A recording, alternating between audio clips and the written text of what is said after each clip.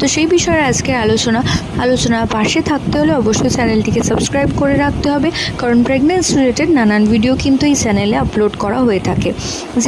এই যে পরিবর্তন অর্থাৎ কালো হয়ে যাওয়া, যে সমস্ত অঙ্গ কালো হয়ে যায়, এগুলো হচ্ছে গর্ভাবস্থায় হরমোনাল চেঞ্জেসের জন্য একজন গর্ভবতী মায়ের নানান অঙ্গ কিন্তু কালো হয়ে যায়। তো থ্রু আউট প্রেগনেন্সিতে যদি কোনো গর্ভবতী মায়ের গলার চারপাশ অর্থাৎ ঘাড়ের দিকে প্রচণ্ড পরিমাণে কালো হয়ে যায়, তার সাথে সাথে নিতম্ব, উরু এই সমস্ত জায়গা প্রচণ্ড পরিমাণে কালো হয়ে যায়, তার সাথে সাথে দুইটি স্তনের বৃন্ত প্রচণ্ড পরিমাণে কালো হয়ে যায়, এই চারটি অঙ্গ যদি খুব কালো হয়ে যায়, তো সেক্ষেত্রে আপনারা ধারণা করে নিতে পারেন যে গর্ভের আগত সন্তানটি একটি ফুটফুটে পুত্র সন্তান আসতে চলেছে। তো আশা করছি ভিডিওটা কাজে আসবে।